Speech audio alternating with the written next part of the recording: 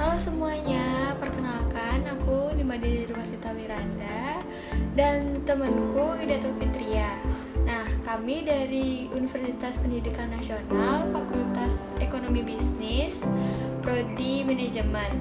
Jadi di sini kita akan menyampaikan salah satu materi dari mata kuliah pemasaran. Nah, sebelum kita ke materi, kalian bisa nyari tempat ya yang nyaman dan juga bisa siapin minuman favorit kalian buat nemenin kalian dalam 20 menit ke depan.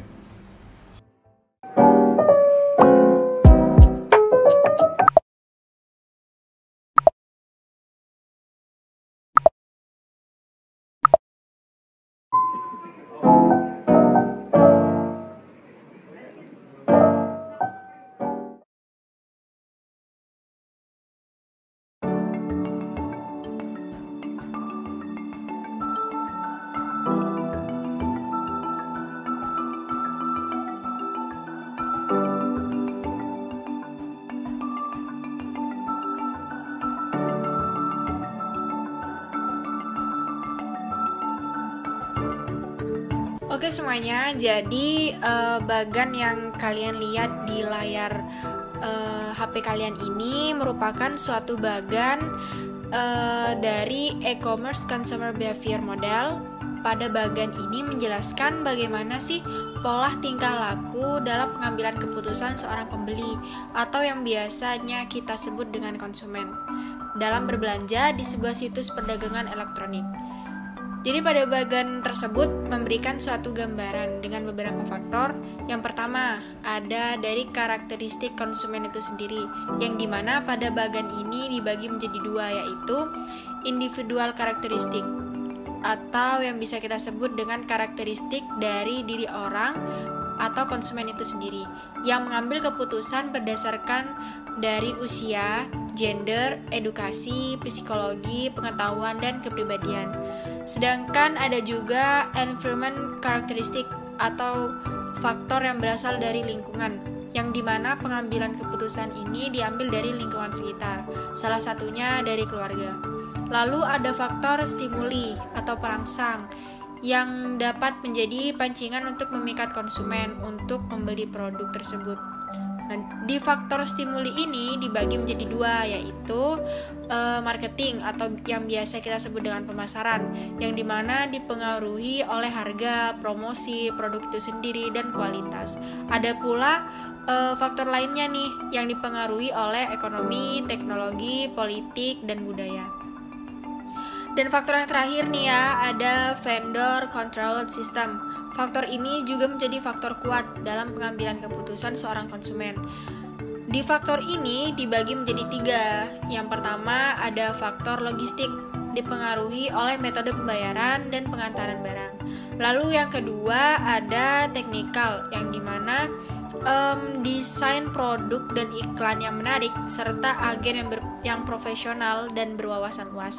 Dan yang terakhir ada customer service, yang dimana mengatur komunikasi dengan pelanggan secara langsung, baik adanya tanya jawab dan adanya sistem garansi kepuasan pelanggan. Jadi setelah menimbang tiga keputusan tersebut, maka konsumen dapat mengambil keputusan untuk membeli atau tidaknya produk dan berlangganan atau tidaknya dengan suatu perusahaan. Nah, jadi di sini kita ambil contoh misalkan dari H&M. Nah, siapa sih di zaman milenial ini nggak tahu H&M? Sebuah brand fashion yang super famous di kalangan para peminat fashion dan pengusung sebuah moto best outfit is must, di mana H&M menyediakan fashion item dari kalangan anak-anak, remaja, sampai dewasa, mulai dari outfit formal, casual, dengan style yang glamour sampai yang simple. Dan tidak hanya untuk wanita, berbagai outfit untuk kaum pria pun juga tersedia.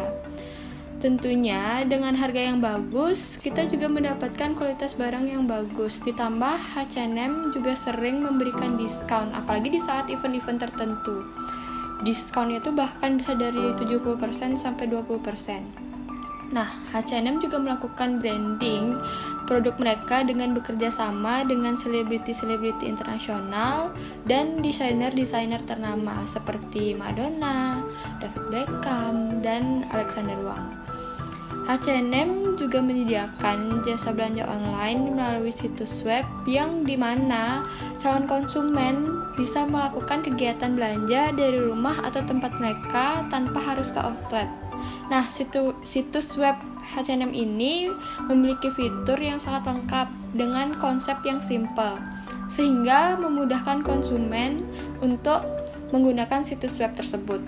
Mereka juga menyediakan layanan customer service melalui telepon, email, ataupun sosial media yang mereka punya, seperti Instagram, Facebook, Twitter.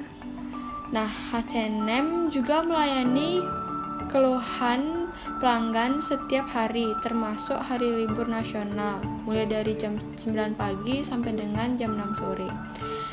Tapi, ada beberapa hal yang mengakibatkan tidak semua kalangan masyarakat ingin atau bisa membeli produk H&M. Ini bisa saja disebabkan oleh faktor ekonomi mereka, kemudian mungkin teknologi, belum lagi selera orang yang berbeda-beda. Nah, berdasarkan faktor-faktor yang kita jelaskan sebelumnya, kalian bisa tuh menentukan apakah akan membeli produk dari H&M atau tidak, akan berlangganan atau tidak. Kemudian, berdasarkan hasil dari materi yang telah kita sampaikan tadi, bahwa keputusan pembelian merupakan kegiatan pemecahan masalah yang dilakukan individu dalam pemilihan untuk membeli suatu produk dengan mempertimbangkan beberapa faktor terkait dirinya sendiri. Nah, jadi sampai di sini dulu ya diskusi kita kali ini. See you.